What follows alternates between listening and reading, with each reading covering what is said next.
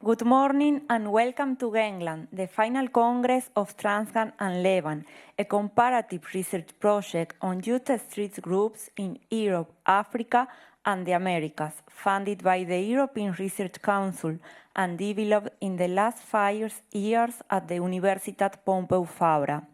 My name is Mariana Prado, and I will be the Master of Ceremony for this conference. We appreciate and would like to thank the committed participation and collaboration of researchers, members of the advisory councils, public organizations, and young people, protagonists of this study. It is a great joy to have your presence at this event today.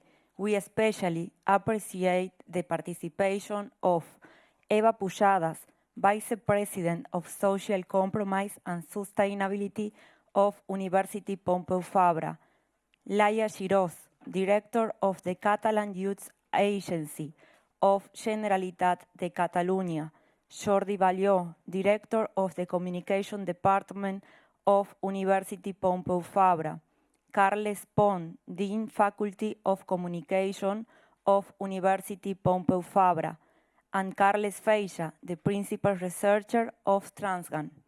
We will now hear the welcome speech by the Vice President of Social Compromise and Sustainability of Universitat Pompeu Fabra.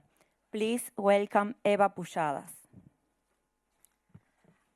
Bon dia a tothom. Buenos días, amics. Laia Girós, directora de l'Agència Catalana de Joventut. Bon dia, autoritats. Jordi Balló, director del departament. Carles Pont, degà del Departament de Comunicació, estudiants, investigadors, per descomptat, Carles Feixa. No cal que et doni la benvinguda, en tot cas, me l'has donat tu a mi i l'agraeixo moltíssim. Moltes gràcies per convidar-me en aquest acte i benvinguts tots al Transgang and Leban Final Conference Researching Youth Street Groups in the Global Age. This is a closing congress of the Transnational Research Project, of two transnational research projects, Transgang, which has been led by UPF and funded by European Union Horizon 2020 program with an advanced grant from European Research Council. And the second project is the Leban project funded by the Spanish Research Agency.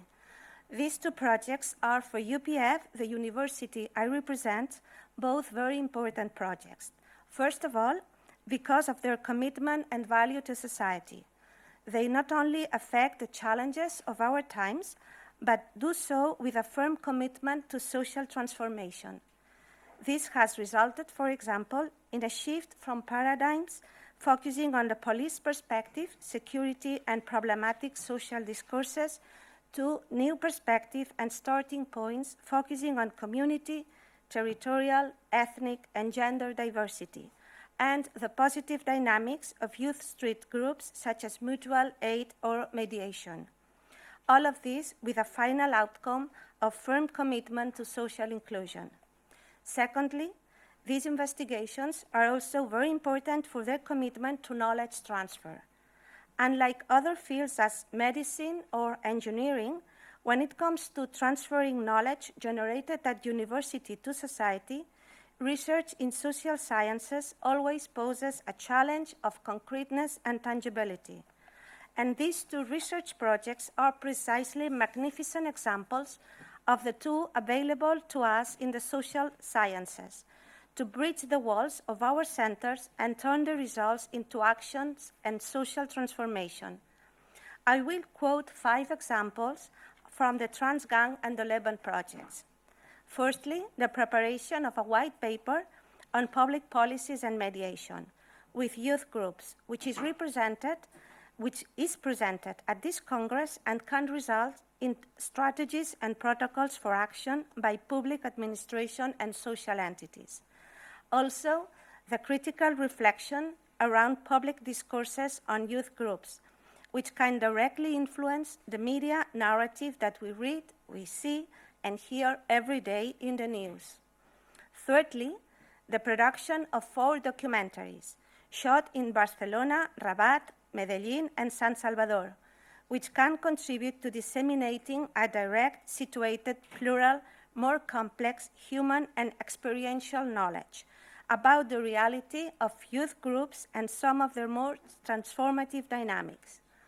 Fourthly, from Gangland to Transgang, a proposal that takes the shape of an exhibition to invite all of us, university students, visitors, and citizens, to learn in a more proactive, blended manner about the complex universe of youth groups. And finally, the proposal to create a youth lab, a laboratory of transfer, consultancy, and mentoring for youth and social inclusion to advise administrations, educational entities, NGOs, and youth organizations. This is the first social science proposal to receive one of the 5 grants awarded by the Innova Valora program of the UPF Business Shuttle. Welcome, therefore, to this final Congress that it's a closing Congress of these 2 projects, dos projectes que han estat exemplars en l'àmbit de la transformació social i de transferència de coneixement, i no vull acabar sense donar les gràcies per descomptat als grups de recerca que han participat en aquest projecte, que han fet aquesta recerca possible, a la directora general de Joventut, a la directora de Joventut, Conselleria de Drets Socials, a l'ICIP, i a l'Institut Català per la Pau, a l'ICIP, que han ajudat a fer aquesta trobada possible. Per tant, benvinguts a tothom en aquest congrés. Espero que disfrutéis todos de este fantástico, estoy convencida, de este fantástico congreso. Y a continuación voy a dar la palabra a Carles Feixa, investigador principal del proyecto.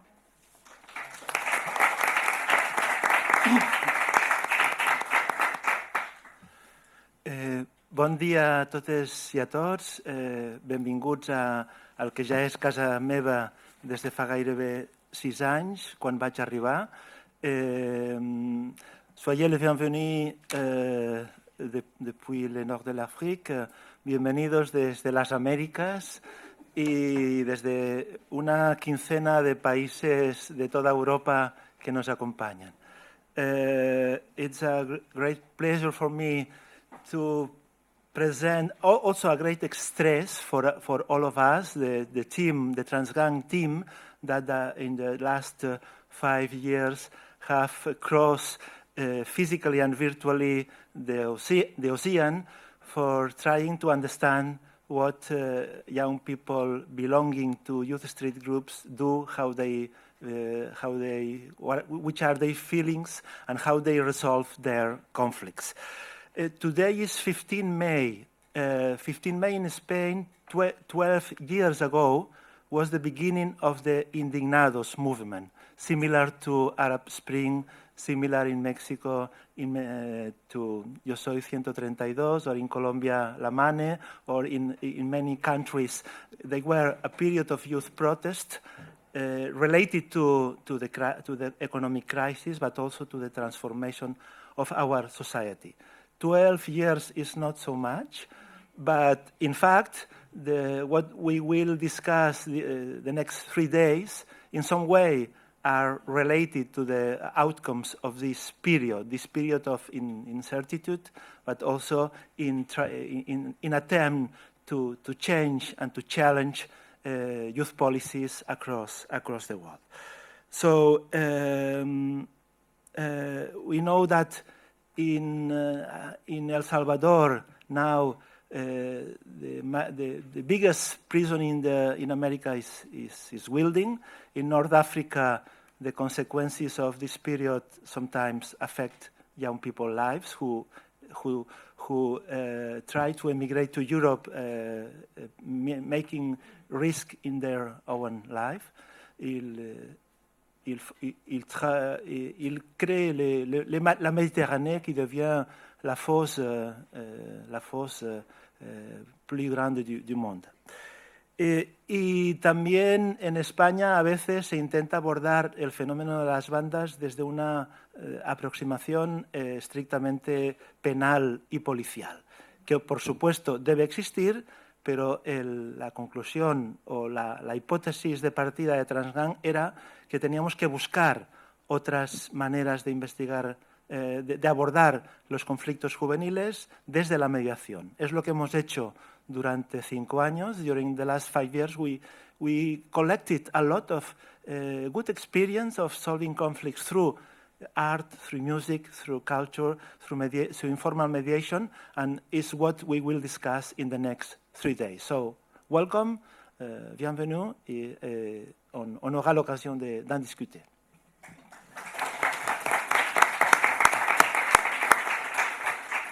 Moltes gràcies, Carles. Dono la paraula ara a Carles Pont, degà de la Facultat de Comunicació. Bon dia, buenos días, good morning. I wish you a good conference. The subject is academically important, but it's even more so socially. Society needs your contributions to make it more equal and fair. En esta facultad intentamos que nuestros estudiantes, cuando salen, tengan esta perspectiva social que creo que este congreso, gracias a Carles Feixa, a Mónica Figueras, a José, a tanta gente que están trabajando en un tema que es relevante, que es que nuestros jóvenes tengan un futuro interesante, no mejor o peor que otros, sino sobre todo interesante. Yo creo que en la vida lo que tenemos que hacer es vivir y vivir bien, pero sobre todo vivir con ganas y con interés, ¿no? Y esto es lo que intentamos sacar de nuestros estudiantes, ¿no? Que cuando hagan una película, los de comunicación audiovisual, sea una película interesante desde esta perspectiva social. Cuando un periodista, que también formamos periodistas, hacen una crónica, esta crónica tenga también esta mirada social, esta idea de que la sociedad tiene muchos prismas, muchas miradas, y por tanto también sea una crónica que tenga en cuenta esto y no solo mire hacia arriba, hacia el poder. Y también para los publicistas. Para nosotros también es muy importante formar a buenos publicistas, a buenas relaciones públicas, que tengan esta perspectiva ética y esta idea de que la sociedad es muy plural y, sobre todo, muy diferente, no solo, diríamos, en Europa, sino que también tengan esta mirada de que el mundo es muy diverso y también tengan esta mirada mirando hacia África, hacia Latinoamérica, hacia Asia y, por descontado, hacia el mundo occidental. Por tanto, nada más, bienvenidos, welcome, y que tengáis un muy buen congreso. Gracias. Moltes gràcies, Carles. Dono la paraula ara a Jordi Balló, director del departament. Gracias. Well, the capacity to melt the language that becomes a sign, no, of this Congress. Là, je veux saluer les francophonies aussi qui est ici présente d'une façon très importante pour nous. Et je pense que ça prend aussi une des questions qui devient capitale quand tu es dans une université publique, c'est se poser la question de jusqu'à quel point il y a vraiment une égalité, une pluralité dans les voies expressives et créatives. Parfois, ça, c'est pas simplement de dire, c'est pas une statistique, c'est pas seulement des bourses, mais il faut aller chercher les gens. Il faut aller chercher les gens qui ont la capacité de création et que peut-être ils restent par le chemin, parce que c'est pas facile. Et c'est ça que, avec Carles Pont, on est vraiment, et avec nous, on est vraiment dans cette logique d'aller chercher les talents, les illusions, les capacités du début, là où ils sont, et peut-être se poser la question de pourquoi ils n'arrivent pas. Ça, c'est un grand sujet, il nous semble, parce qu'on est dans l'illusion de l'égalité, mais l'égalité n'est pas totale. Et ça, je pense que ce projet, il nous a montré beaucoup de choses dans ce domaine.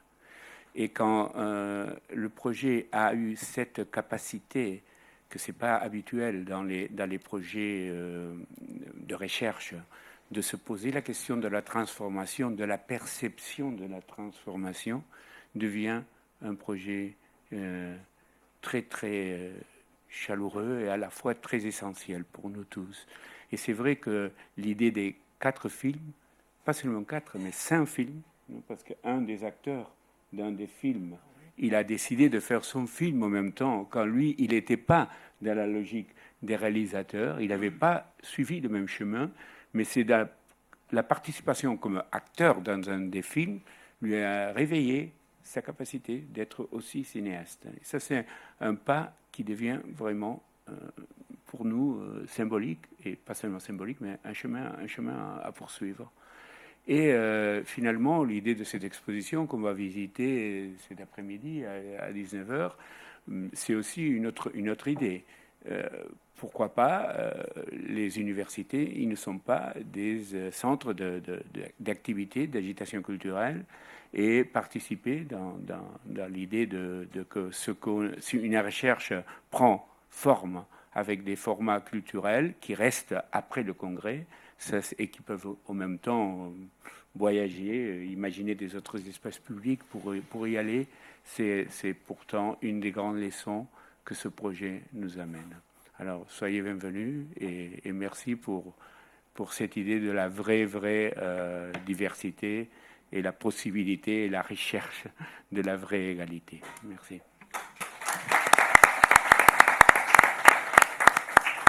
Molt bé, doncs moltes gràcies, Jordi. Dono la paraula ara a la Laia Giró, directora general de l'Agència Catalana de Joventut. Bé, molt bon dia a tots i a totes. Abans de fer la meva intervenció sí que m'agradaria excusar el conseller de Drets Socials, Carles Campuzano, que avui no ens pot acompanyar, així com també la Ruth Ribas, directora general de Joventut, que per el motiu que està de permís de maternitat tampoc ens pot acompanyar, i en aquest cas vinc jo en representació no només de l'Agència Catalana de la Joventut, sinó també del Departament de Drets Socials.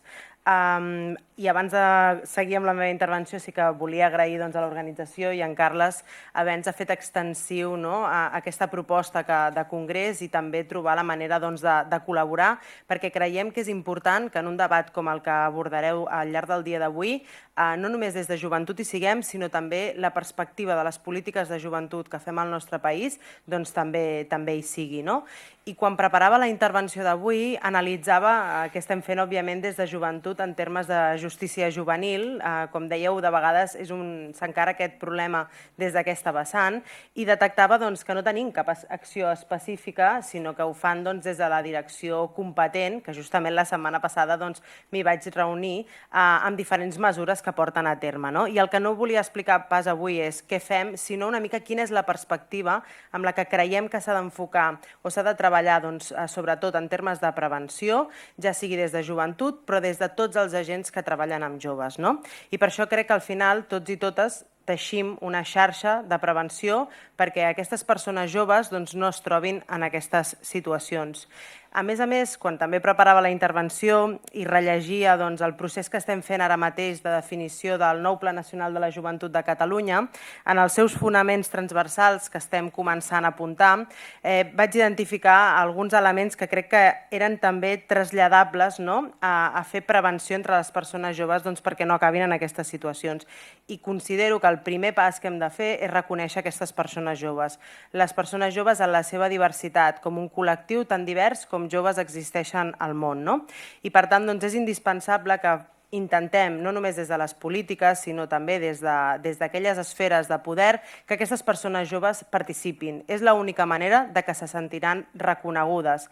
Setmanes enrere vaig participar a l'Ecosoc Youth Forum de les Nacions Unides, on també hi havia molts representants juvenils d'arreu del planeta i precisament el que ens demanaven i ens exigien els polítics i a les polítiques era formar part de la presa de decisions. I formar part de la presa de decisions, per una banda, és una manera d'empoderar-los i per una altra banda és una manera de reconèixer-los. Per tant, hem de fer un pas endavant, ser agosarats, no només a nivell de país de Catalunya, sinó a nivell mundial, de reconèixer aquestes persones joves i atendre-les des de la seva diversitat. També és indispensable que formem a tots aquells professionals des de l'educació, des dels serveis juvenils, des de salut, des de tot allà on passen els joves, perquè precisament puguem preveure aquestes situacions i que no es desenvolupi i donar-los totes aquelles eines per acompanyar aquestes persones joves. I, òbviament, és indispensable que com a societat posem sobre la taula solucions a la situació complexa que viuen actualment les persones joves a nivell emancipatòries. Com sabeu, avui en dia emancipar-se en aquest país és molt complex a Catalunya i a l'Estat també, i en altres països també ens trobem en situacions similars. Per tant, necessitem que puguin trobar un habitatge, necessitem que puguin trobar no només un treball, sinó un treball digne, i també necessitem que els joves es puguin formar. Crec que és important situar, malgrat sigui més macro, aquest objectiu, perquè al cap i a la fi, si les persones joves estan motivades i tenen un motiu de tirar endavant, segurament tindrem molta més prevenció en aquestes situacions. Una de les prioritats també que ens marquem com a departament i des de l'agència i la direcció general aquí a Catalunya és treballar amb aquests joves que estan en situació de vulnerabilitat. Al cap i a la fi el que volem és posar eines sobre la taula perquè els puguin acompanyar des de professionals, però també diferents recursos, i treballar-ho des de diferents perspectives. I una de les perspectives és la mediació. La mediació creiem que ha de ser un element clau en la intervenció en persones joves, creiem que és un camp perfecte per introduir-la i, de fet, a nivell municipal, com em sembla que apuntava el Carles, ja hi ha iniciatives en aquest sentit, però jo crec que encara és necessari reforçar la idea que la mediació és una molt bona eina per treballar amb les persones joves. No em volia allargar molt més, però crec que sí que és important situar com podem preveure aquesta situació, com des de les polítiques de joventut podem afavorir i hem de parlar, no només des de la justícia juvenil, sinó també des de les polítiques de joventut i, sobretot, reconèixer les persones joves en la seva diversitat i cedir espais de poder al cap i a la fi perquè puguin prendre decisió no només sobre les seves pròpies vides, sinó també sobre el seu present i el seu futur. Res més, volia agrair de nou la nostra col·laboració i poder participar en aquest espai. Espero que tingueu un molt bon congrés.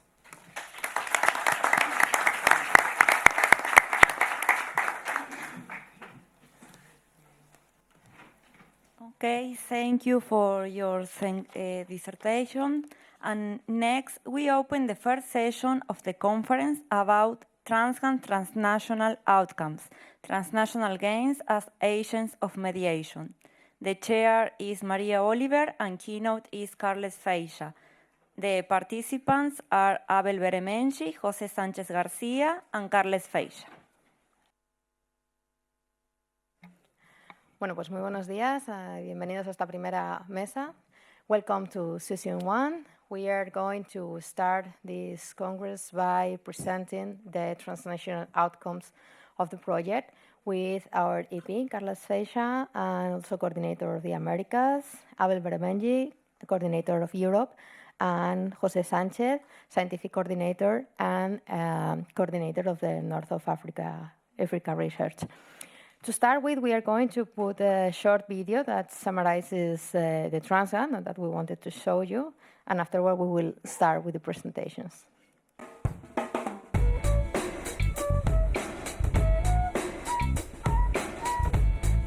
Gangs are a global phenomenon in the 21st century cities. The US gang stereotype is the model that researchers have used to study gangs globally.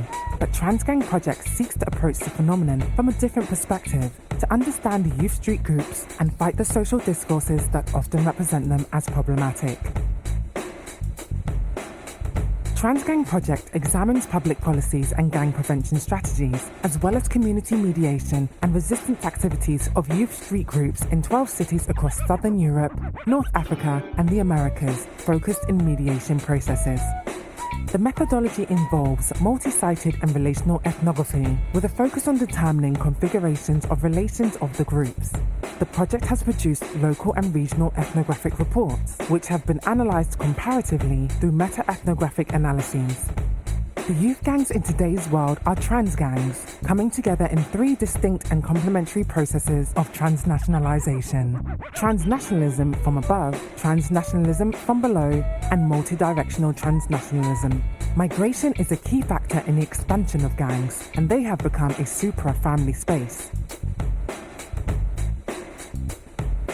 To explore the transformation of gang and youth street group policies in Southern Europe, we will be taking a closer look at the city of Barcelona. Despite the global financial crisis of 2008, Barcelona continues to be a major immigration destination for young people. In Barcelona in the mid-2000s, a research project resulted in the constitution of associations of part of the local chapters of the Latin Kings and Ñatas to join social projects related to music, sports and culture, ending the invisibility of the groups. However, in the following years, the public policies changed due to changing migratory patterns and media discourses. Since then, the focus has been intensely localized in North African migrants, who are routinely associated with crime, terrorism, and drug trafficking in the media. Today, mediation programs that continue to exist in Barcelona are led by community associations rather than institutional agents and large-scale actors.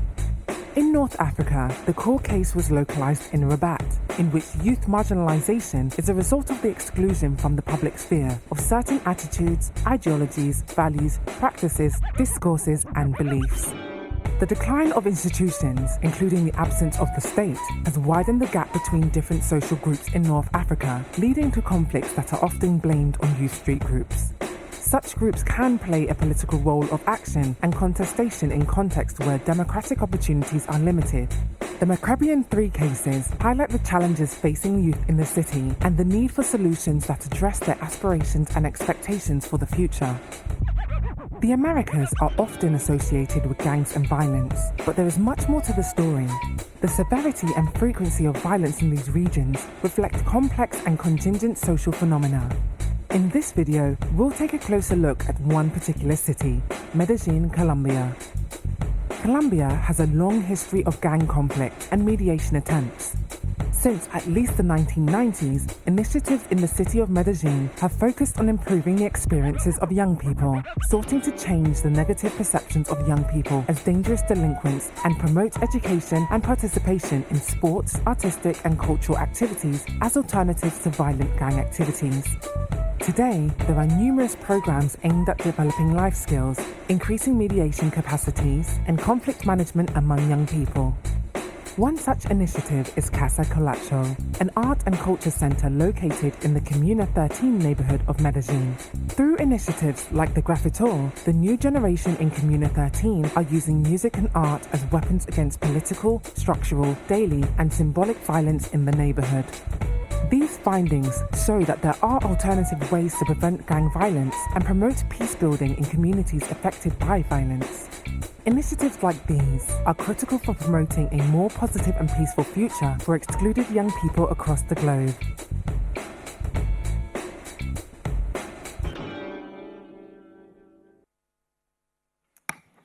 Okay, so with this summary, I give the word to Carles, who will start with the presentation of the results. Carles. Prefiero estar aquí para verlo bien.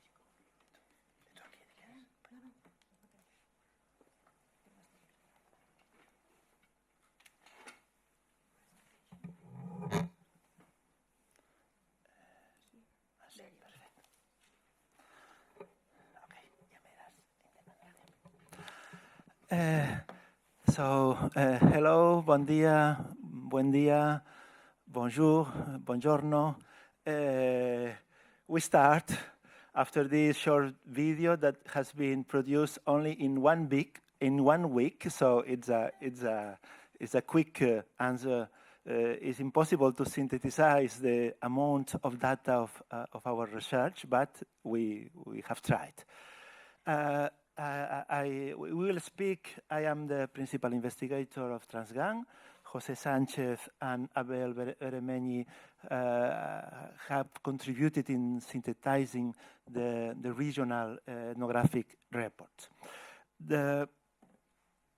And we will try in this first session of the conference to make an overview of what we have learned from the project that will be developed in the rest of the days in the other session.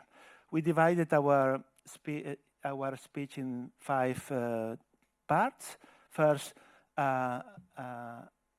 a synthesis of what was the project. Second, some ethnographic data from the local and regional level. Third, the first attempts to add transnational analysis. Fourth, an attempt to interpretation through the metaphors of chronotopes. And finally, the Transgang outcomes, what we have produced across the project. As you know, Transnational Gangs as Agent of Mediation was the title, in which we tried to analyze experience of conflict resolution in youth street organization in Southern Europe, North Africa, and the Americas. The project lasted 5 years and a half because of half a year for the pandemic extension. The initial objectives were to review the historical literature on youth gangs and try to make a theoretical synthesis to develop a new model of transnational gangs, to apply an experimental model for comparing gangs in two transnational groups, Latinos and Arabs, explore experience in which gangs have acted as agents of mediation, and to deduce more effective ways of intervention. Our definition of what is a gang is a flexible one. For us, we use the term gang in a very general meaning. In a continuum, we consider on one side, we have investigated the classic gangs based on illegal activities that have been the most studied in social science and in criminology. On the other side, we investigate youth cultures related to leisure activities, youth street group in this area. And in the middle, in between, most street groups that are linked to hybrid activities. That is, sometimes they are related to illegal crimes, and other time they use culture and music as a tool.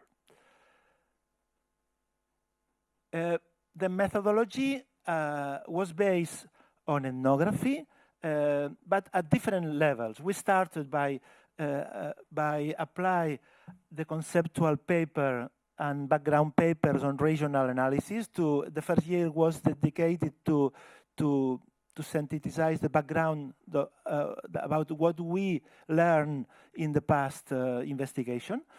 The consequence was the research question, some general and some local, and also to analyzing the historical and geographical context of the three regions. This was related to the field work that lasted 3 years at local level. But in the middle, when we were starting the field work, the pandemics arrived. And what happened when we must investigate public space, street, and a street disappear for some months, for some years. It was a particular experiment, of course. Any case, on the other side, we make virtue of necessity, and we use the virtual meetings as a tool, not only between researchers, but also including young people who, some of them are today here. Finally, these local ethnographies produce regional level analysis that Jose and Abel will synthesize ever. And the third level is the transnational analysis that we are trying to construct. For analyzing the data, we use clusters, 5 big clusters: gang organization, gang identifications, gang practice, gang relations, and gang imaginaries, and also a transversal cluster on COVID and mediation and other topics. And the amount of data were analyzed through in vivo software through these clusters. The data produced were 12 local case studies, 3 core cases about Barcelona, Rabat, and Medellin, and 9 contrast cases in the rest of the cities that will be explained later. The amount of data are 3,600 hours of observation in diaries, and 165 interviews to members, ex-members, stakeholders, focus group, and life stories. Also, we produced 3 transversal studies, reports, that will be presented in the session before this one, on media representation, social media, and big data analysis. And also 3 special features, the documentary films that Jordi Bayo, the director of the department, has talked about, the Gangpedia, an encyclopedia online, and the white paper that will be presented the last day of the conference. So we move to the Transgang local and regional analysis, and we will try to synthesize what have been the main conclusions of the analysis of the 3 regions, and we start by Europe. Abel?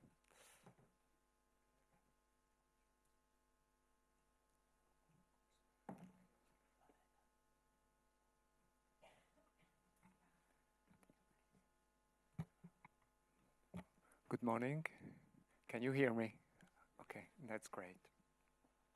Okay, so in the next 10 minutes, I try to summarize those 3,500 hours of observation and whatever. Mainly, I will focus on the mediation aspect of the observations and the findings.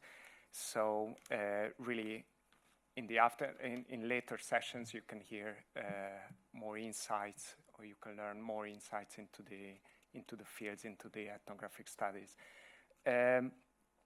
Mainly, the core ethnographic case study was done in Barcelona, and there were further contrast cases, ethnographic cases in Madrid, Marseille, and Milan in Italy. So, but before starting with the findings, I would like to highlight that when we are speaking about these ethnographic studies, we are speaking about border spaces that represent these transnational connections based on earlier hundreds of years of colonial connections and relationships between Europe and African and Latin American territories. And they are somehow laboratories. I mean, the case studies or the ethnographic fields are laboratories of observing these transnational connections. Transnationalism from below and from above. From below in the sense of migration practices, negotiations, individual experiences, and whatever. And transnationalism from above refers to the international exchange of imaginaries, problem definitions, and even resources, and framing the policies, how public administrations answer the questions that previously they defined themselves. So, in this sense, the context where we are in all the case studies is a neoliberal state with a growingly neoliberal governance of the cities, which at the same time produces growth and investment and gentrification and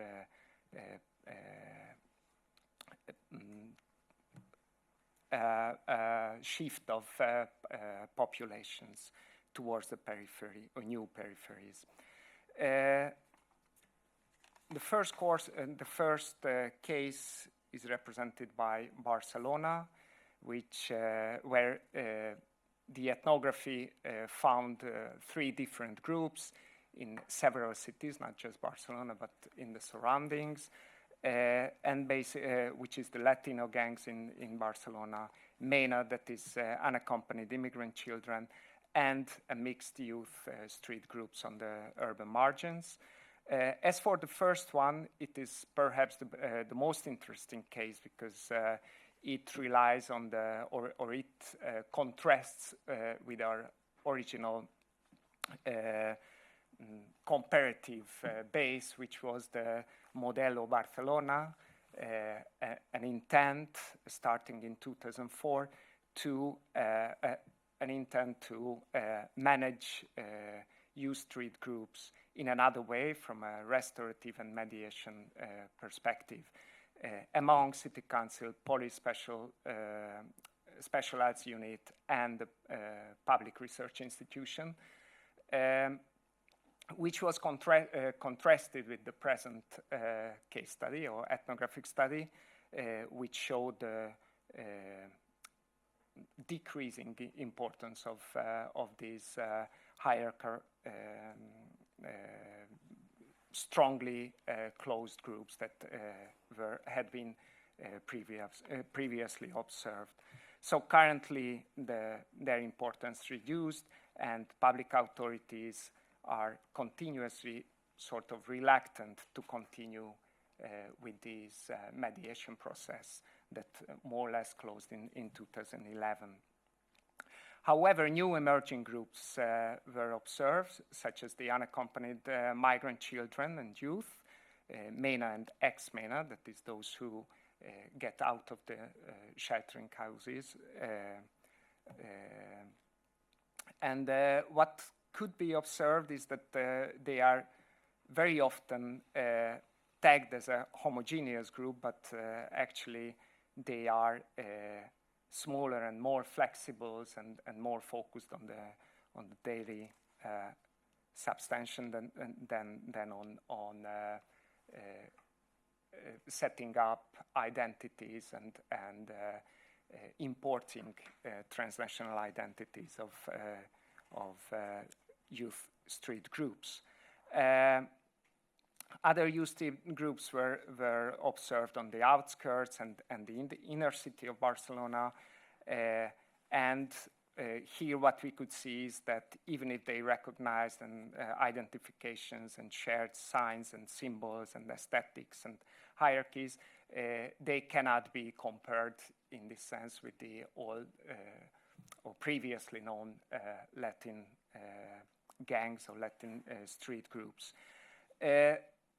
I would like to highlight here that the role of NGOs, that actually the main who represented the main agents of mediation with them, and not on a continuous, but rather in a one-off and short-term or medium-term basis. Okay. An excellent contrast case was Madrid in terms of public policies that represent a clear context, a clear contrast to Modelo Barcelona through mano dura or super mano dura policies in the past and even in the recent present.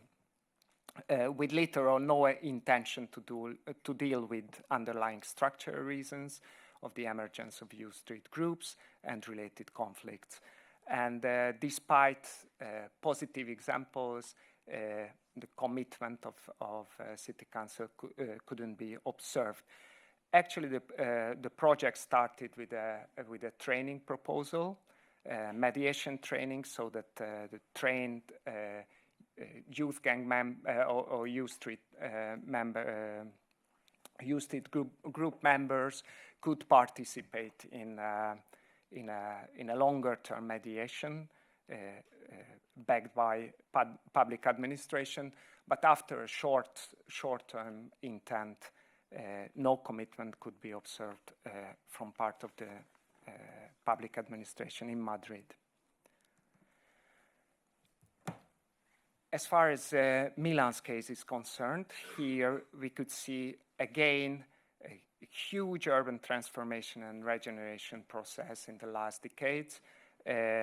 What was described by the ethnographic report as a two-speed city, where on the one hand we could observe this growth and regeneration of abandoned areas, but on the other hand we could observe the abandonment of peripheral zones and further decadence. In the policies, we could observe episodes of repressive treatment or some cases of punitive urban policies, particularly with minorities and the poor, as it often happens in other cities as well. And similarly to the Barcelona case, Latino gangs have lost their importance in terms of youth street groups. The main attention has been focused on rap bands or trap bands or musical performancers or music performancers who carried out a strong mediation process, even if it was not a conscious process, that on the one hand recognize the situation of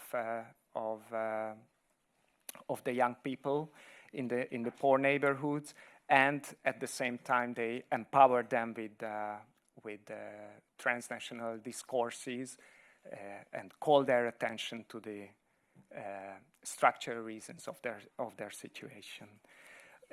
What is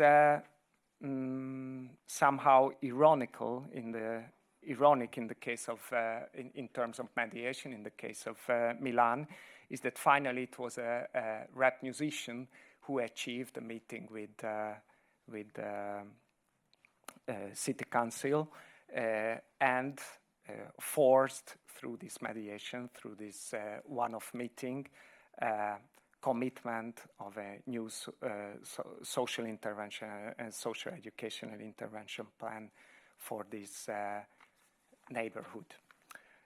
And finally, the Marcel case showed us somewhat different model, which was the patronage of the public administration that richly financed local NGOs and local civil society organizations to carry out all type of welfare programs. And here, 3 different types of mediations were identified.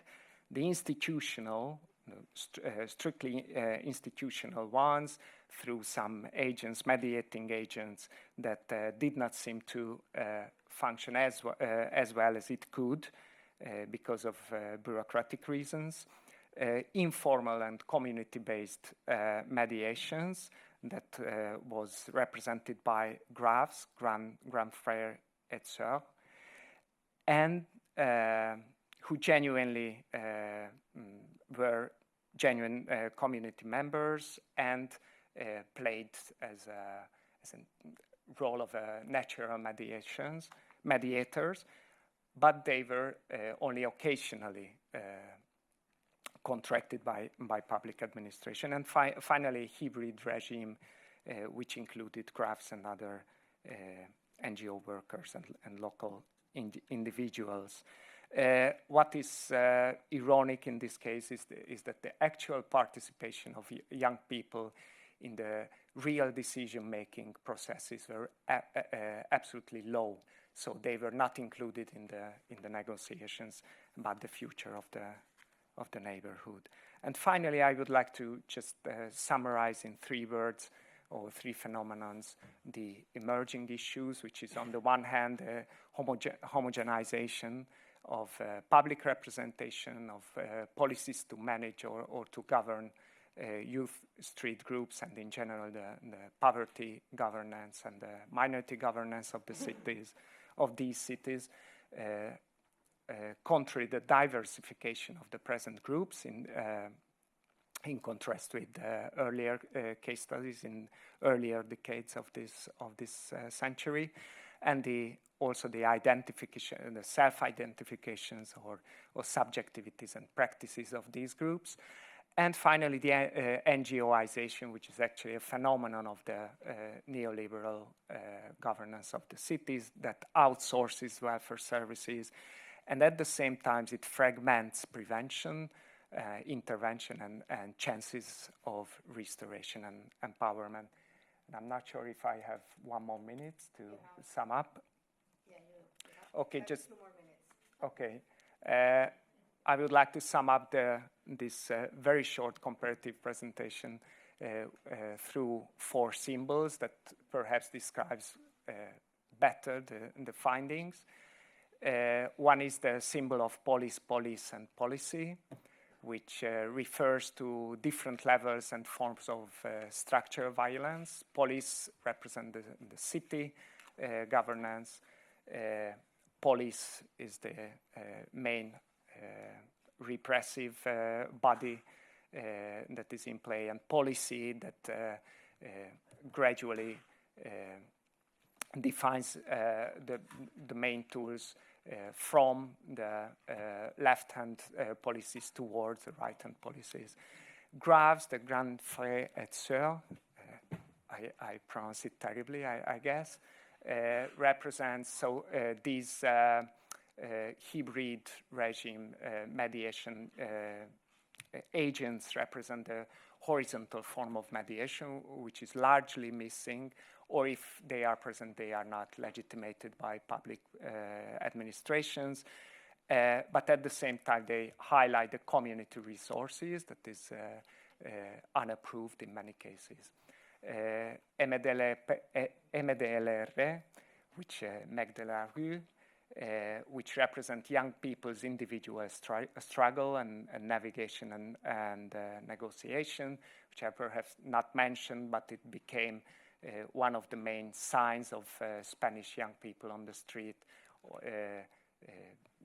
drawing on a rap song by actually a second generation Moroccan migrant family.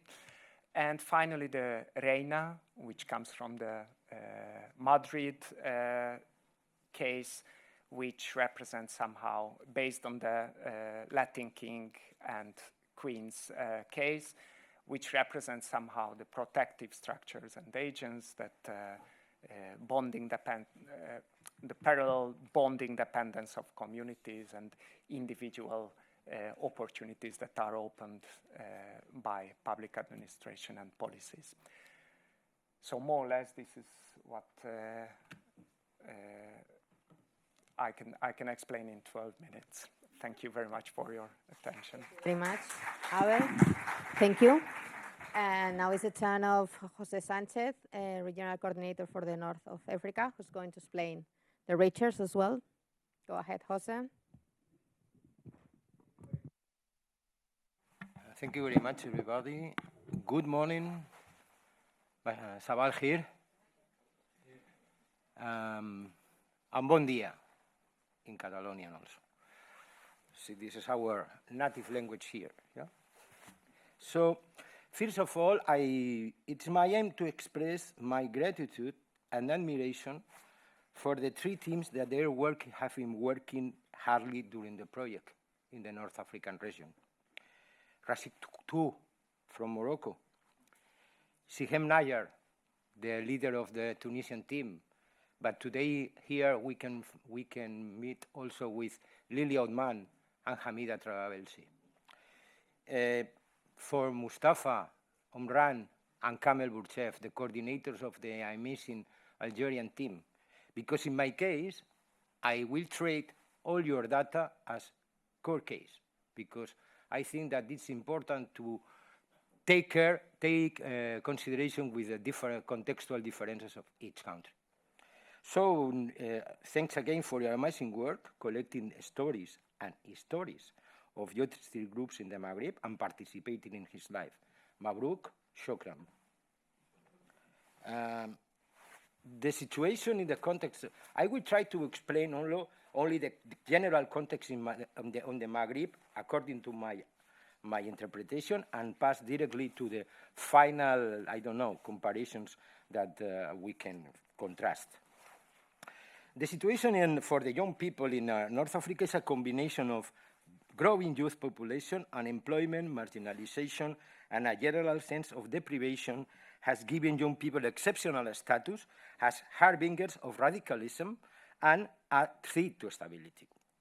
Although most young people in the Maghreb societies and communities share many common social, political, and economic misfortunes, they exhibit markedly different responses to their situations. One response is the spontaneous grouping in the neighborhood streets, which allows young people to escape from this marginalization in different orders of social life.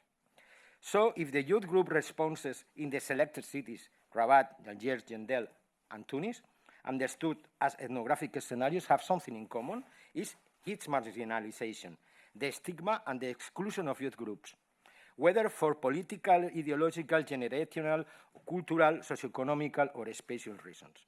Street groups are then strategies for escaping from these situations and generate action spaces, cultures of resistance, and social protest that challenge established order as a whole. Thus, the Youth Street Group gap is also a strategy for benefiting from their marginalized and, according to institutional actors, deviant positions. The actions of different members of the streets, these groups, are framing in different social fields.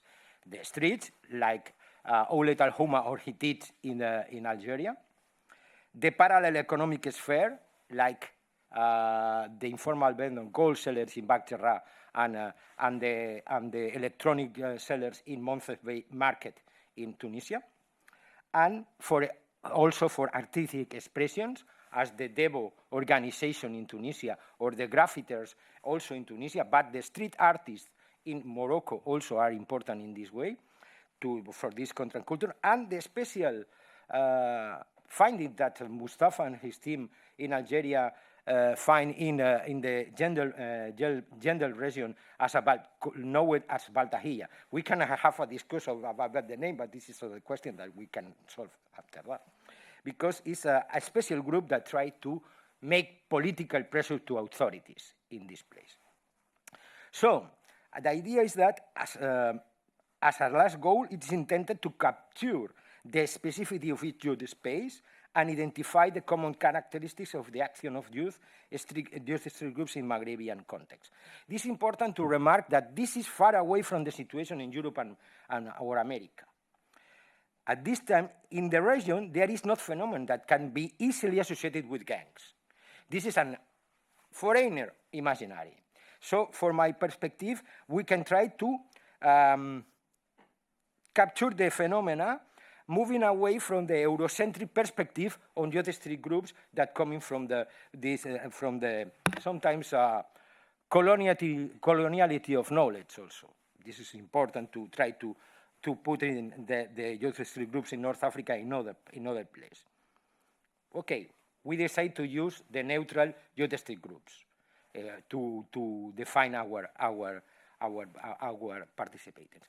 In Rabat, I suggest you that you can read in depth the amazing report of Rashid Toutou, that you can try to understand exactly the ethnography and the situation and the sociabilities in these areas. But the idea is that Rashid Toutou studied the National Circular School in Sidi Moussa. This is an NGO to try to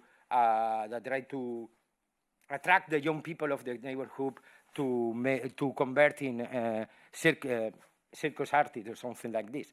They study the street artists in other places to make money in the playing in the streets, and the Oulet al-Houma, that this is the voice of the neighborhood. In the case of Ariel, we find the Hittites. This is the people that navigate in the street looking for challenges. Gold sellers in the Badjara area, and the Baltaji in this rural area. All the time, I prefer that you can read in depth the reports that coming from the ethnographic teams in North Africa.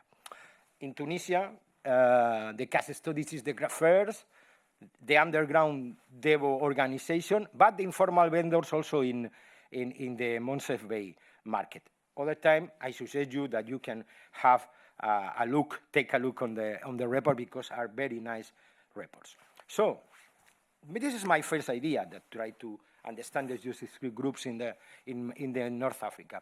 Following Tonis, Ferdinand Tonis, that distinguish two types of social groupings, we can find Gemeinschaft refers to groups based on feelings of togetherness and mutual bonds. And for the other side, Tony is distinguishing Gesellschaft that refers to groups that are sustained by that being instrumental for the members of aims and goals. But the idea is that maybe the Euletal Huma, the Hittites, the Graffiters, and Baltahilla said the group is like a one man, and the important thing is the communitarism to create the group, to form the group.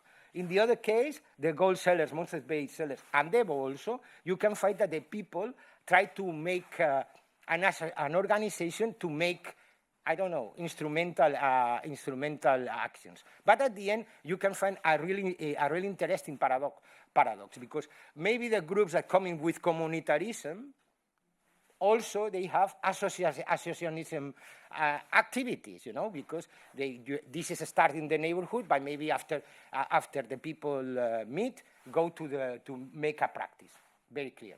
In the other way, you can find that the people that start the organization and as associationism organization, at the end, it's transformed in a communitarism association, because this is all these kind of movements in the groups. Okay, we can pass at my final emerging issues. First one is the territory where the youth street groups actions is very important in the neighborhood. Is the Huma in the case of Morocco, the Doula in the case of Algeria. But inside these neighborhoods, you can find safe spaces that in the case of Algeria is called Blasedna, and in the case of Morocco, you can find the Houtia and the Harka. This is the safe spaces of these youth street groups there. Okay, what means? That these spaces are loaded with cultural meanings. Sank and Huma, in the linguistic and cultural framework, refer to the urban spaces where the poor and disadvantaged groups of society live.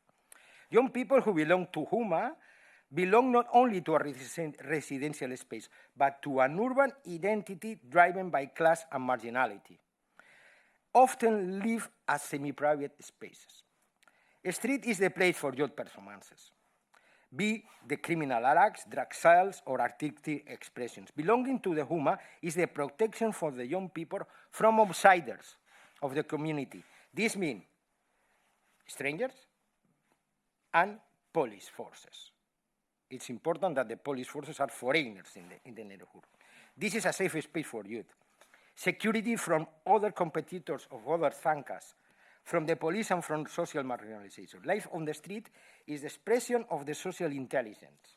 So we can pass to, because I don't have enough time, to pass an important thing that is related with the neighborhood, that is the masculinities of the idea of rajul is very important in these neighborhoods. The idea of rajul means that it's like a context, must be a fair, strong, wild, and driven by a sense of honor and pride. This is the idea of masculinity in this neighborhood. On this basis, it's easy to understand how the relations between the members are relations of defense, but also of consultation of the members. Second one, the social age. The members of the youth groups influence each other, and each one tries to earn the appreciation of his friend and in the group, and above all, the trust of the elders. Significance of expertise and reputation is very important for the group. The influence of peers, impossible to be independent of the group. But on the street, you have belonged to a group. At the end, in addition, age in local culture plays an important role in interpersonal relationships, because the eldest is revered by everyone due to his life experience and accumulated knowledge. So, furthermore, he is often respected by the community for his age. I pass to the last one, to the second chance point, because I don't have too much time. Second chance life highlights the idea that despite all the efforts in the reintegration and mediation processes, these young people are looking for their own second chance in life. The second chance in life is a constant search for success, stability, and visibility in a failed system. is to weigh all available options against the option chosen by the young person. It is characterized by ups and downs, failures and successes, disappointments and glimmers of hope. Second Chance Life offers the idea that despite the unstable and risky life these young people led, they are waiting and creating their own opportunities. They need to survive, live, work, marry, and have children, despite all the circumstances around them. This search for a second chance at life is a survival instinct mechanism, beyond criminalization, beyond stigmatization, and beyond marginalization. The second chance for young people can materialize in immigration, street vendor, street art, crime, informal practices, and compose music or paint walls or looking for a job, and also with illegal practices, obviously. It is a precarious class in a search of usurpation of the means of life. Related with the idea of second chance life is the idea of thawat, the idea of regret. It's a concept used by youth, which means to repent or try to leave the group and focus on the future, as proposed by the Sunnah. Thawat has a religious connotation. It is the interplay between the social pressures and religion. Thawat manifests itself in youth discourses as an exit mechanism, a refuge in times of crisis, to find prepared solutions to their destiny. Thawat is recurrent in his works when he plans to leave the group and look for a path that pleases Allah, that often goes through marriage. The presence of Islam as a source of values, moral behavior, and a social capital, especially in the case of Algerian groups, it is necessary to understand that Islam is a living rule for all the members of the Maghrebian societies. Hogra, we can discuss Hogra, but I don't have time. I leave here my presentation.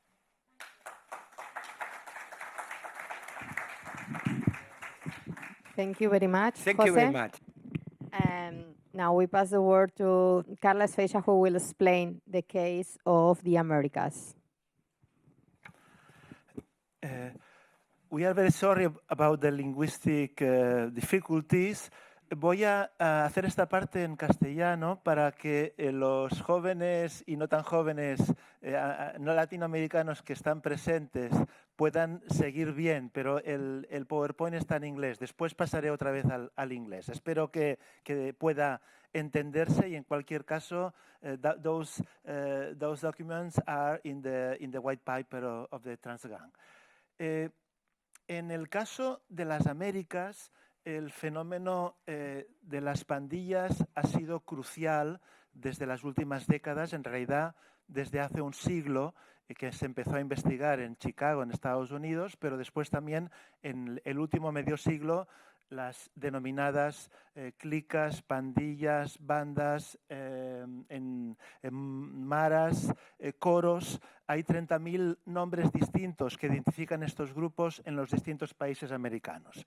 El contexto es, por una parte, la evolución hacia un Estado penal neoliberal, con a veces conexiones con narcoestados, ¿no? con la criminalidad organizada, a la que se identifica con las bandas, pero que en realidad está casi siempre gestionada por adultos, por personas con mucho más poder. Por otra parte, el desmantelamiento del welfare state, del estado del bienestar, del poco estado del bienestar que existía en estos países como consecuencia de las políticas de privatización y de neoliberalización. Un factor importantísimo son las migraciones nacionales y transnacionales, los procesos de desplazamiento como consecuencia de las guerras civiles declaradas o no, en el caso, por ejemplo, colombiano y salvadoreño, o las migraciones a Estados Unidos de sur a norte o de norte a sur, las deportaciones, que es desde el año 96 que cambió la legislación en Estados Unidos, tuvieron como consecuencia la banda hoy más famosa del mundo, que es la Mara Salvatrucha y el Barrio 18, el fenómeno de las pandillas salvadoreñas. Todo ello lleva a unas políticas de mano dura. También el término es uno de los pocos términos en español, en castellano, que se usa universalmente, que todo el mundo entiende qué es. Mano dura, supermano dura, y no, en esta tercera fase en El Salvador deberíamos inventar otro término para definirla, a veces curiosamente asociada a la impunidad. Por una parte, poner en la cárcel a gente, muchos de los cuales son inocentes, pero por otra parte, mucha gente que ha cometido crímenes y están impunes sus delitos.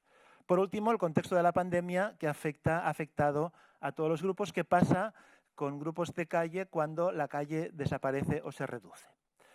Los casos investigados responden a la triple tipología de Transgang. Por una parte, grupos vinculados a actividades delincuenciales, maras, combos y bacrims, bandas criminales en Colombia, por ejemplo.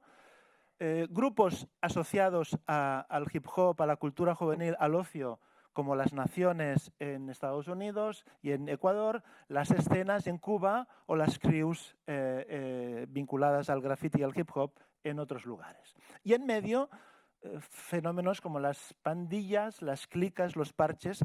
Debe decirse que a veces el término pandilla o banda en América no significa lo mismo. A veces banda es un grupo criminal, otras veces es un grupo musical. Y pandilla en España es un grupo de amigos sin ninguna connotación criminal, y en Cuba son grupos delincuenciales. La ciudad central investigada ha sido Medellín, que tendremos ocasión largo y tendido de hablar de ella durante este congreso, puesto que contamos con significativos representantes que nos han ayudado mucho en la investigación, ¿no? Y quiero saludar a las aquí presentes en esta sala, a los aquí presentes. El contexto está muy marcado por lo que puede denominarse juvenicidio o iucide, es decir, la desaparición física o moral de los jóvenes como consecuencia a veces de las políticas públicas, de las masacres impulsadas por los gobiernos, pero también otras veces por los grupos criminales y por enfrentamientos entre las propias pandillas, ¿no? Con expresiones como las galladas, pandillas tradicionales de barrio, o las bandas más organizadas, con los grupos criminales llamados combos o bacrims, bandas criminales, o con un fenómeno más informal y más asociado al tiempo libre y a la música, como son las casas juveniles, a menudo vinculadas a ONGs, un poco como siguiendo el fenómeno que antes Abel exponía para Europa, o los llamados parches, ¿no? El parche es la reunión informal de jóvenes en el espacio público. Otro elemento de la coyuntura fue la protesta social, el social outbreak de abril del 28, como consecuencia del asesinato de varios jóvenes en Cali y en Medellín, que tuvo como consecuencia una fuerte movilización colectiva protagonizada en buena parte por jóvenes. Hay 4 casos de estudio que se han llevado a cabo en Medellín. Utopías Empantanadas es un grupo de afrodescendientes, fueron desplazados de sus regiones de origen y se instalaron en una comuna precaria y en las laderas de la montaña, y un grupo de estos jóvenes se apasionaron por la literatura y el arte y nombraron, y en parte su grupo fue articulado durante nuestra investigación, en parte con una cierta colaboración con nosotros, a través de los recorridos que hacían por las comunas de Medellín. Salir del propio barrio e ir a visitar y hacer una crónica después, escribir la experiencia de la ciudad que ellos tenían. Recuerdos del Ayer usa el teatro, son jóvenes, algunos de los cuales pertenecieron a bandas criminales, incluso algunos vinculados al sicariato, pero que a través del teatro popular y de la performance y de un museo comunitario consiguieron, digamos, articular un grupo cultural y artístico muy potente. El Museo de la Memoria Alegre son jóvenes también de barrios de comunas que habían sufrido masacres muy importantes y que quisieron transformar esta memoria trágica del dolor en una memoria alegre, en rescatar aquello bonito que hay del pasado.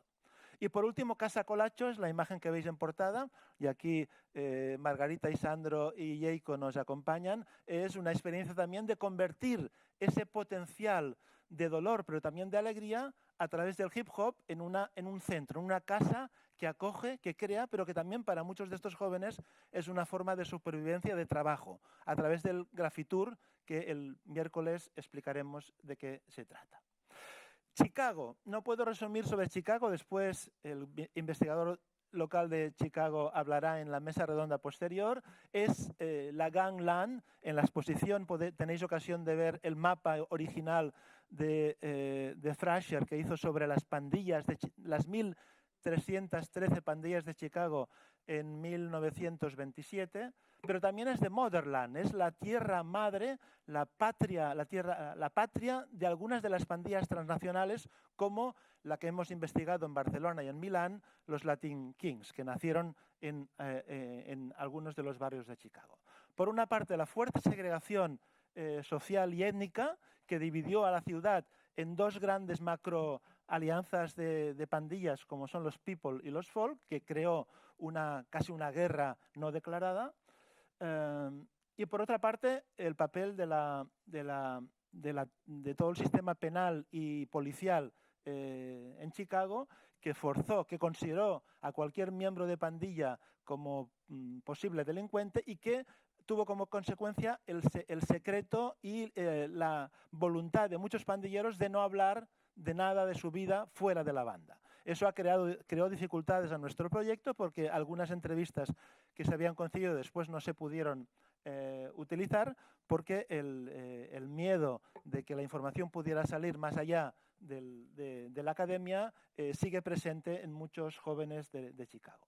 Por último, el caso también en la coyuntura vinculada a las protestas por la muerte de George Floyd, recordar todos el asesinato de este joven afrodescendiente, y también otros casos semejantes como la foto que veis, el memorial de Adam Toledo, un joven miembro de los Latin Kings que murió asesinado durante este periodo y cuyo memorial visitamos en nuestra visita a Chicago.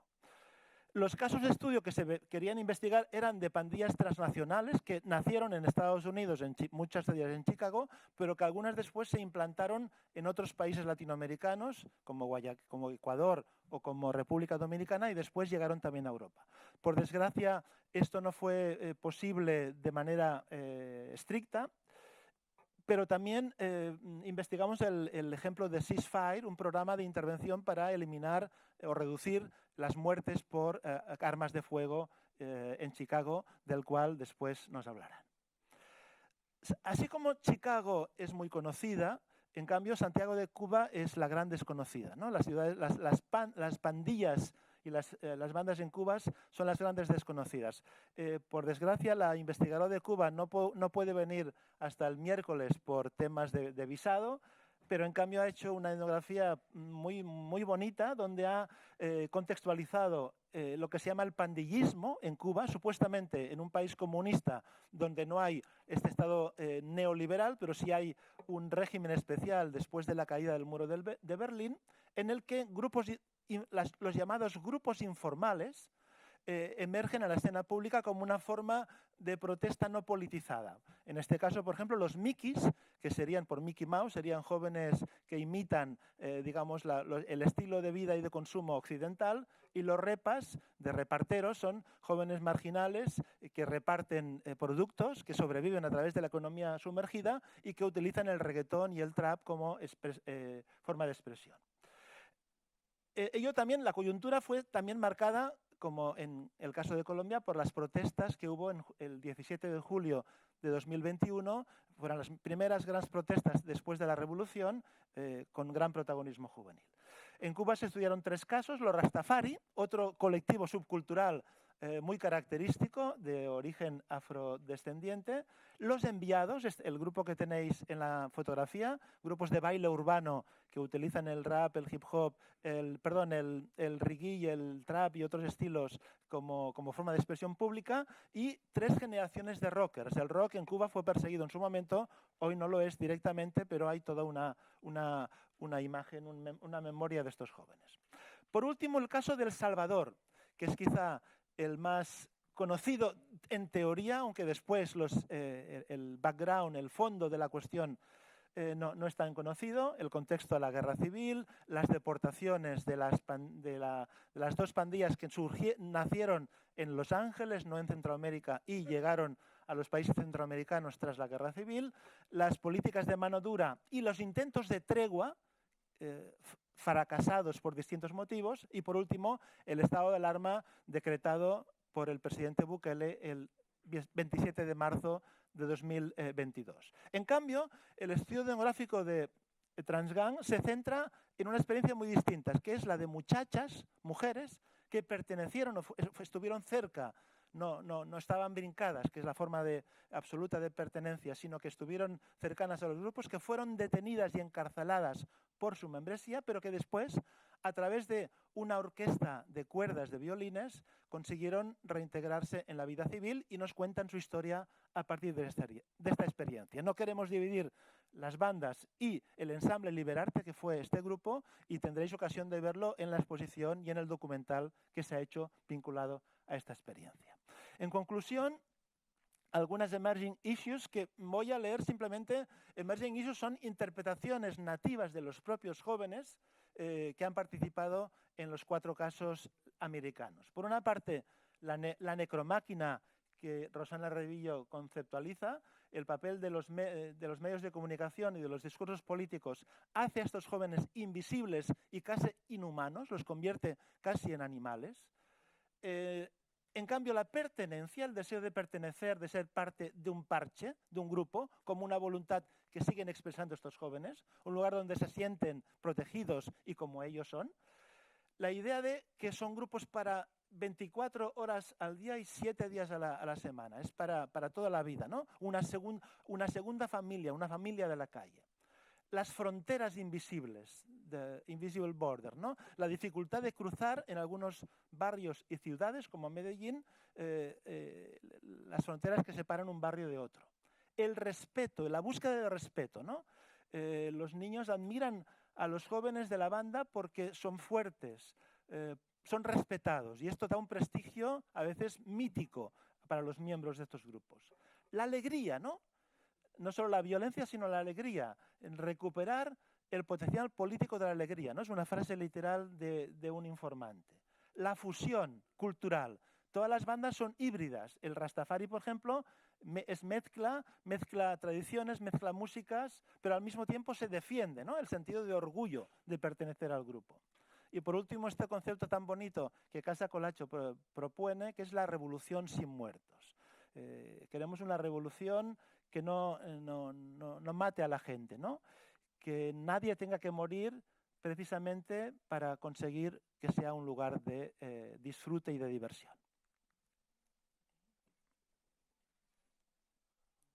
Okay, Carles, thank you very much. Is this working? Yes. So with this, we finish the 3 regional analyses, the conclusions of the 3 regional analyses of the project. And now Carles is going to give us the overview of the transnational analysis of the project. Of course, I go back to English, sorry for my multilingual bad approach. It's impossible to synthesize what we have learned from the project. But I will try to.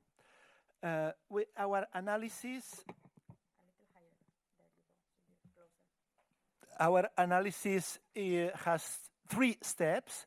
First, using the clusters, the regional analysis connecting with the context. Second, the meta-ethnographic comparison. And third, an attempt of interpretation based on the chronotope metaphors.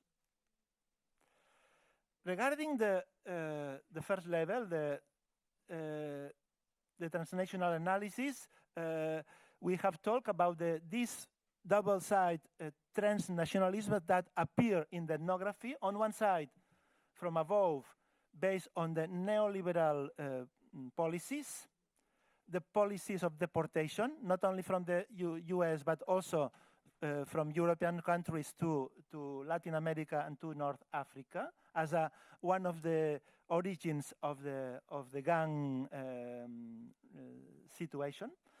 The securitization policies as an hegemonic discourse, you must control, if there is the big danger, the gangs and youth street groups as the public enemies.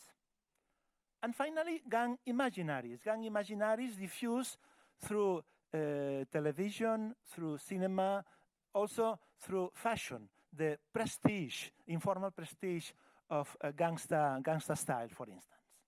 From below, the transnationalism from below is based on migrations, transnational migrations, collaborative economies for surviving, not only between the young members, but also money that young members send when migrated to the home country. The gang symbolism, the creativity of gesture, colors, and everything that young people made. The use of social media, growing use of social media as a virtual street corner. Thrasher talk about the street corner gang. Today, the street corner of the gang is not only the street, but it's the virtual space. And finally, hip-hop culture as a common thread in all the countries that we have investigated. Between the two transnationalisms, there are in between the multilateral transnationalism, that is, the mixed, the answers to this transnationalism by young people can be based on an active consent of the situation, the passive acceptance, for instance, of violence, the negotiation, the resistance in political or in cultural terms, and the dissidence, when in some moments and in some groups, youth street groups became political actors. This case can be drawn as a four-side scheme in the Americas, United States and Latin America exchange in migration and in symbolical way. Between Maghreb and Europe, the same. And today, also between Latin America and Europe, this transnational migration, not only of people, but also of materials, of symbols, of gangs. But if we adapt that on the mediation experience, we find the same. We can talk of mediation from above, that is, formal mediation promoted by institutions, government, local or national government, or NGOs, what I will call NGOization. Secondly, mediation from below, promoted by informal mediation through consuetudinary mediation that, for instance, in North Africa exists very, very much, but also in Medellin and in Cuba with the Rastafarians have been documented. That is in-group mediation, the positive leaders from the same groups that have a lot of experience of resolving conflicts. And multi-directional mediation in which we can call that co-mediation, in which different actors, young people, but also, for instance, researchers, scholars, and policymakers and stakeholders interact, trying to reduce the harm and the violence of the field. I have no time to explain in deep this is a small piece of the Excel that cover page and page and page of ethnographic data in which we compare the 5 clusters in the continuum between, for instance, in the 3 regions, but in each regions there are 4 cities, and in each city there are 3 or 4 cases. So it's a terrific Excel, and also it's a terrific en vivo, but very helpful to understand what the youth street groups have in common and what they have that differ. Organization, the continuum between hierarchical groups and horizontal groups. identification, the groups, the gangs as protection area, but also as segregated gangs. The practice, gangs as a way of doing nothing because you have nothing to do, or as a place for doing everything. In the gang, you can do everything: survive, work, play, have love, etc.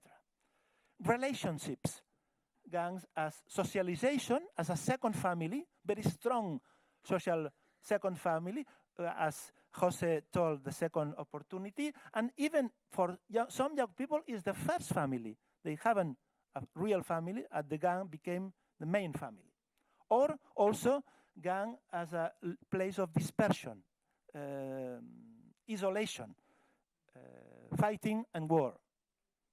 Finally, imaginaries, gangs as a way of resistance against the powerful, the violence, against the criminal group, against the excess of the police or of the state, but also, more important, gangs as a way of resilience.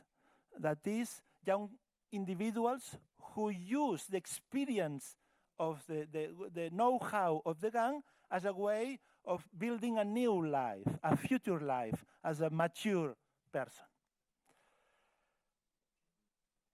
The transnational comparison led us to adapt this scheme of our definition, gang as a continuum, and to place the different case studies in the different territoria. In Europe, for instance, the DDPs and Trinitarios in Madrid, Dominican gangs that are today fighting and with people who die. Mara Salvatrucha and Barrio 18, and gold vendors is, in theory, illegal activity. On the other extreme, the constitution of the Association of the Almighty Latin King and Queen Nation in Barcelona, Casa Colacho in Medellin, the Hip Hop House, and the Devo Cultural Group in Tunis. And in between, the case of the MENAs, the minors migrated alone, the Enviados, the street dance in Santiago de Cuba, and the Baltagi. But in fact, we discover is that this scheme is not real because they are always mixing. Some members of the Mara Salvatrucha at the end became musicians. And one member of the Mighty Latin King, when he lost his job and he has problems, may have the risk to be member of a criminal gang. So this continuum is always moving. The transnational comparisons ends with a decalogue of 10. There are a lot of conclusions, but I will synthesize in 10. The first one is what we call Gangland. Gangland is the neighborhood, the new 21st century neighborhood, continue to be central as the territory where all the activities, relations, and performance of the youth street groups take place. Today, it is combined with cyberspace, virtual cyberspace. Second point, transgangs. What does it mean? Migration, deportation, and cultural flows have created a transnational space where gangs members exchange symbols, values, and social interaction. Third, gang fair. The objective of most public policies and policies continue to be gang suppression, even if this has been proved to be near impossible in the past century, but is still on the way. Fourth, paralegality.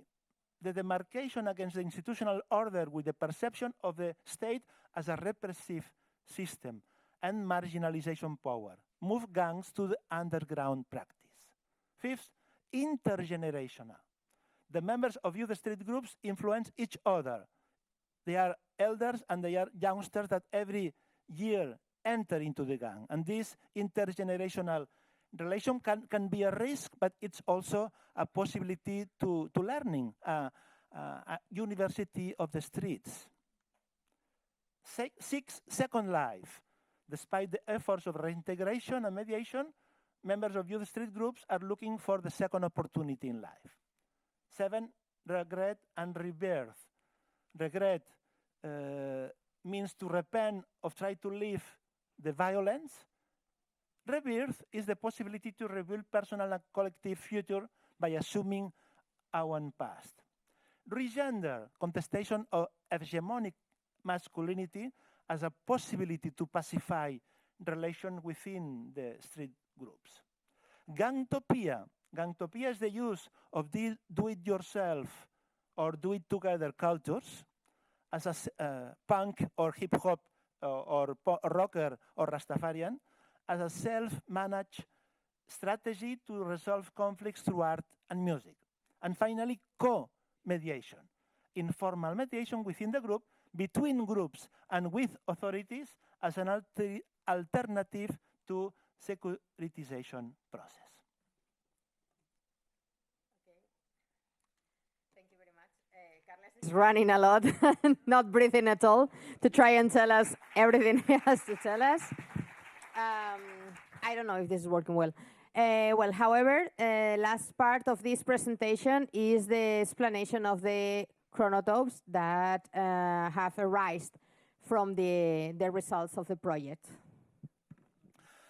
This interpretation will be based on the concept of chronotope that with Carmen Lecardi and Pam Nila we have developed in a book published some years ago that, of course, Mikhail Bakhtin, the Russian philosopher and linguistic, proposed time ago. The chronotope is the relationship of time and space within the literary work that can be used methodologically, reading life stories in local context, theoretically, analyzing youth groups in supralocal context, and strategically understanding the contemporary process of deterritorialization and the emergence of post-national networks. In this case, we use the third strategy. And we distinguish 5 chronotopes that are the same that Bakhtin proposed in his book. And we try to adapt those chronotopes to the ethnographical data. The first one is the road, connected to the practice structure. According to Bakhtin, on the road, the spatial and temporal paths of most varied people, representing all social class, state, religion, and nationalities, intersect at one spatial and temporal point. The chronotope of the road is a point of departure and a place for events to find their denouement. Time, as it were, fused together with a space and flows in each. It's the course of life, the new course, the course of history. Bakhtin quote the example of Don Quixote as an example, a literary example of the chronotope. In North Africa or in the Arabic countries, we can recall the example of the Le Voyage de Sinbad, and in America, on the road by Kerouac. If we adapt the chronotope, the road to our ethnography, we can find different chronotopes. The experience of the exodus, migration and deportation, internal or international, youthfulness, the transition into adulthood, and the in-transition, the impossibility to become emancipated, and the gangtopia, the dreams and also the fears of gang members. In the ethnography, we find stories of migration, in transition to adult life, but also life projects in search of a second life, chance, or a drop-by-drop death.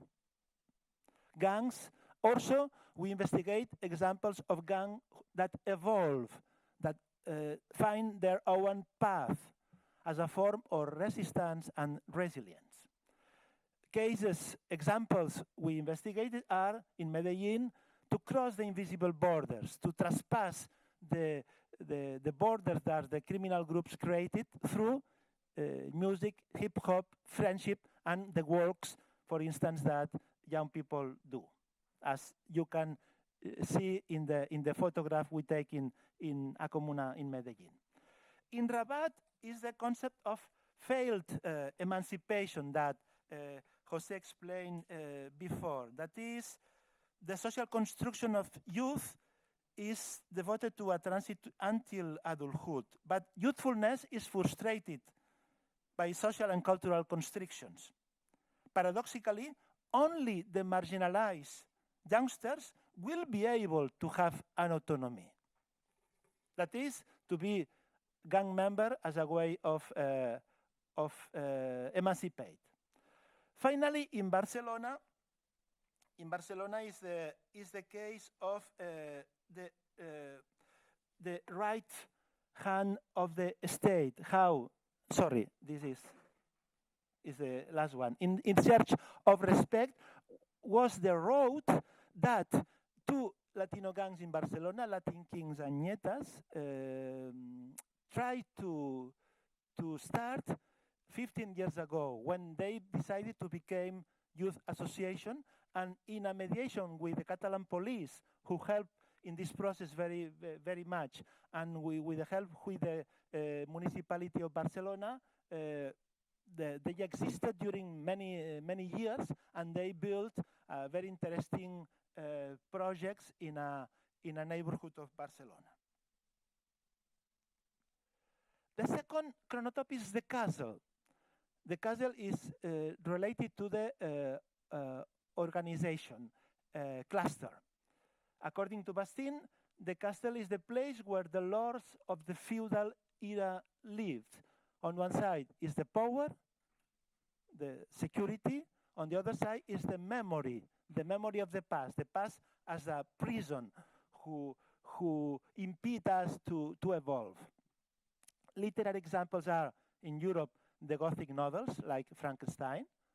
In North Africa, east of the Mediterranean, the novel by Abderrahman Munif.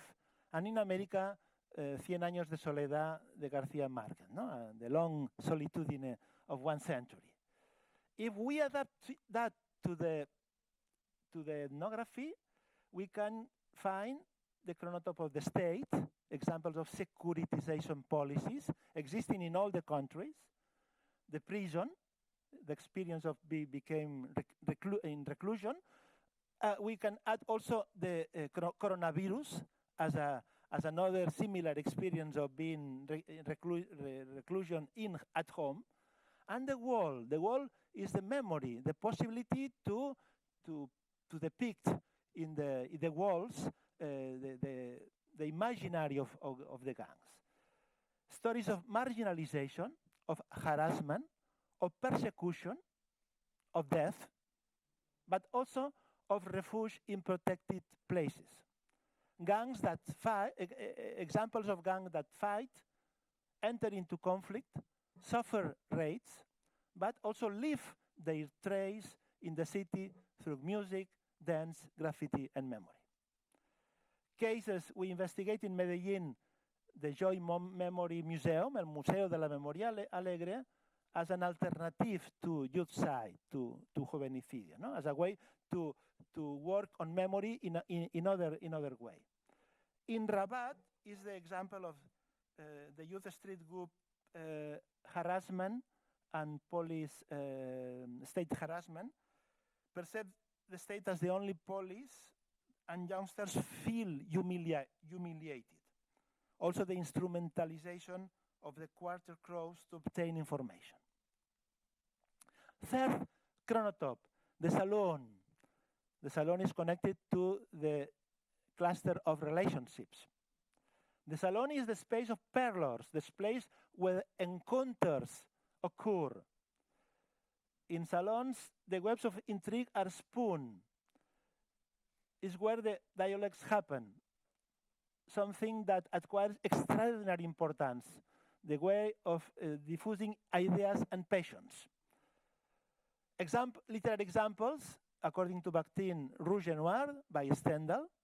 In North Africa, for instance, Children of Jebelawi by Najib Mahfouz from Egypt. And in America, El siglo de las luces, Alejo Carpentier in Cuba. No, this depiction of La Habana in in the illustration under the period of the illustration. If we adapt into the ethnography, we can find some chronotopes.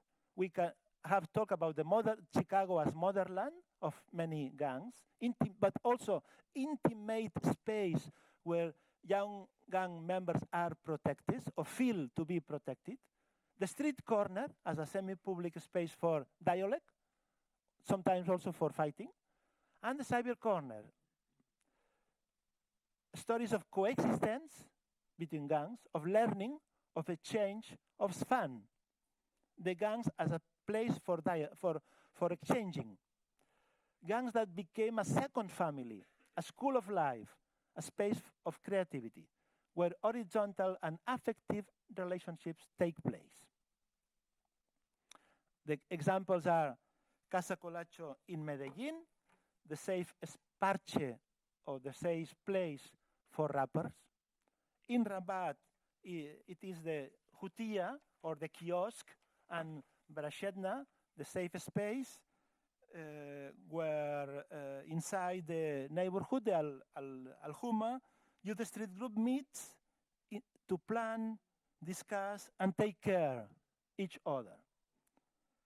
In Barcelona is the case of the Jarca, the shelter apartment, where the menas, the young migrated alone after when they became adults, after 18, when they go from the state minor house, they become self-managed in a small apartment where they can live together. And in the documentary film that this afternoon we will present is a very excellent example of this Jarca during the pandemic, during the COVID. The town related to the cluster of the identification. According to Flaubert, in Madame Bovary, the town, the local or the provincial towns are the locus of cyclical everyday time, the repetition, the everyday. There are no events, only doing that constantly repeat themselves. Time has not advancing. It moves like narrow circles, the circle of the day, of the week, of the month, of a person's life. Literary examples are, in Europe, Madame Bovary, in North Africa, Look and Move On by Mohamed Rabat, the Moroccan writer, and in America, Roque Dalton from El Salvador, the most Salvadoran poet, El Turno del Ofendido, is a magnificent book about the feelings of people and young people in the 60s. In the ethnography, we find several town chronotopes. The main one is the neighborhood, the comuna, el barrio, the Al-Huma, the place for identity. I am from there. Even if there is a marginalized place, is my place, is my home. Downtown, the city center, as the otherness, the place where encounter other people, sometimes for conflicts, sometimes for friendship or for art activity. And now future, or yes, future, as the cyclical time, the possibility to build a new future. Stories about local identities, the sense of belonging to a locality, city, nation understood as the gang, the impossibility of change, everyday routines. Gangs also that do not evolve, that look themselves in the neighborhood, that revive conflicts of the past in form of vertical hierarchies and strong leadership, positive or negative. Cases studied are the Grafitur in Medellin, this route around the comuna, around the Comuna 13, the 13 comuna. In Rabat, Al-Huma gentrification, the gentrification process that displaces the population from their traditional quarters, neighborhood, to new residential areas in peripheric space, and it is mandatory to rent an apartment, losing their belonging feelings. In Barcelona, the example could be the street families, for instance, Latin Kings and Nietas, as lifelong learning schools, place where you learn to survive in a big city, to have jobs, to be mature, to understand of bad issues that your life has been produced. Finally, the fifth and last chronotop is the threshold. The threshold, el umbral, is related to the imaginaries. The imaginary in this case is the sense of crisis. The chronotop of the crisis and break in a life. It is connected with the breaking points of a life, the moment of where the decision can change a life. Decision for the best and for the worst. Examples of literary examples are The Adolescent in Europe by Fyodor Dostoevsky, the crisis of the adolescent crisis.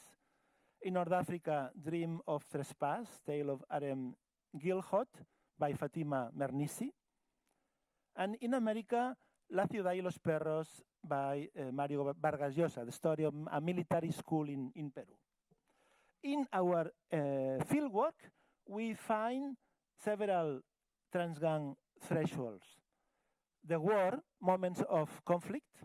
The truce, moments of peace and of mediation. And the peace, moment of coexistence. Stories of war and peace, death and renewal, openness and clandestinity in the form of dilemmas open to uncertain future. Gangs that unite between them or with other gangs in coalitions, or that gangs that split, that are reborn or disappear, that get involved in wars or mediation process.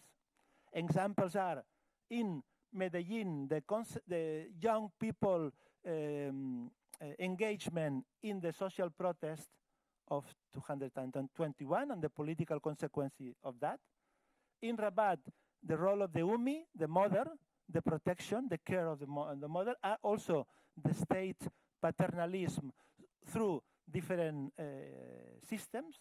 And in Madrid and Barcelona, the trials against the Latin kings, comparing the first trial in 2009 and 10 years old after, the first one condemning all the group as an illegal association, the second one absolving them for committing crimes as a way of good justice. This photograph is the moment of truce between the peace between the Latin kings and the Nietas in Barcelona. Okay, Carlos, thank you very much. 2 minutes to pass the outcomes of the project, and we will have a coffee break. Carlos will pass the outcomes. And then, please, we need to remind you that afterwards we try to come here not very late so we don't start later again. Sorry, this last part is very quickly, it's just what we produce. Sorry for the abstraction and theoretical issues, but what we produce after these 5 years with more than 20 people working together. Publications, special features, and dissemination activities. Publications are the working papers, 7 working papers until now, the project, the concept paper, the methodological handbook, and the legal considerations, and the 3 regional background papers on Africa, America, and Europe. Second, the books that will be presented during this week. 7 books until now. The translation of The Gang, the classical study about Chicano gangs, an autobiography of a Latin king, the 2 new books that we will offer during this conference about gangs in Iberoamerica, and about youth street groups in the Maghreb, and 3 connected books about published in Italy, about Mexican gangs, and about the autobiography of a Latin queen that I have very close here. Journals, these are 3 special issues published in international journals. The Gangpedia is an encyclopedia on gangs in which researchers and gang members collaborated. The white book that we will present in 2 days, this is the digital publication published by the Department of Communication, in which all the details we explained today have been explained in depth with those authorship with every one of us. The documentary films, Monte Tropic in Barcelona, Instrucciones para cuando yo no esté in Medellín, and Al-Huma Dreams in Rabat. Dissemination activities, workshops, seminars, conferences, etc. Mass media, the presence of our researchers in journals, in television, in radio. The exhibition that I invite you to visit, we will open that exhibition this afternoon, called the Gangland a Transgang, from Gangland to Transgang. And finally, this has been produced not by me, but for a lot of people. On the left, it was 5 years ago, the kickoff meeting in which some of us are here. On the right, a lot of virtual meetings that we have had in the last 5 years. Thank you very much, and sorry for the long speech, and hope we will have the possibility to discuss many of the conclusions of our research in the next conference.